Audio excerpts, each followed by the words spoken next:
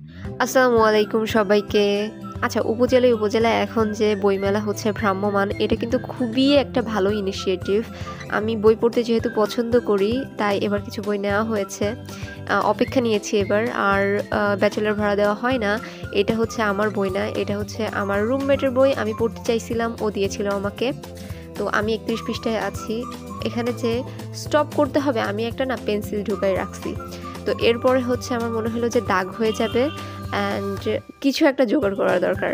তো আমি ভাবলাম যে তাহলে আজকে একটা বুকমার্ক বানানো যাক। তো প্রথমে ভাবছিলাম না, ভিডিও করব না, এত সিম্পল একটা জিনিস।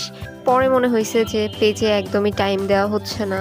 তো সিম্পল এই জিনিসগুলো আপলোড দেওয়া যাক, দেখা যাক কেমন চলে আর কি। আচ্ছা, আমি যেহেতু লাস্ট মিনিট জোগাড়ু জিনিস দিয়ে এই জিনিসটা বানাচ্ছি, তাই হচ্ছে আমার কাছে প্রয়োজনীয় জিনিসপত্র ছিল না।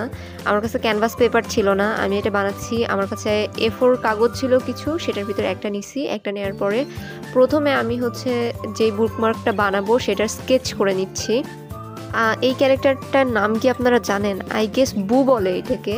কিন্তু আমার খুবই কিউট লাগছে অ্যান্ড আমার মনে হয়েছে যে এটাই পারফেক্ট হবে, এই জন্য আমি এটাই আঁকতেছি। প্রথমে আমি একটা র্যান্ডম পেন্সিল নিয়ে স্কেচ করছি, তারপরে হচ্ছে একটা জেল পেন নিয়ে, এই জেল পেনটা আমার রুমমেটের ছিল, মুনের ছিল। তো এই জেল পেনটা নিয়ে হচ্ছে জাস্ট ওভার লাইন করে দিয়েছি। এরপরে দুইটা ক্লিপ বাদ গেছে। যেহেতু A4 কাগজ ছিল, সাপোর্ট দেওয়ার জন্য আমি নিচে আর একটা কাগজ লাগিয়েছিলাম আর একটা লম্বা লাইন টেনেছিলাম, এই যে এইভাবে যাতে হচ্ছে কেটে নেওয়া যায়।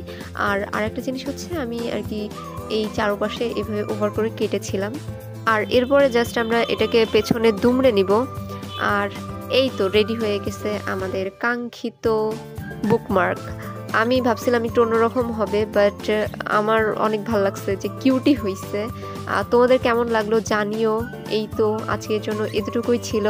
মেবি অন্য কোনো ভিডিও আপলোড দেব আবার। ভালো থাকবে সবাই। আজকে এই পর্যন্তই, টাটা।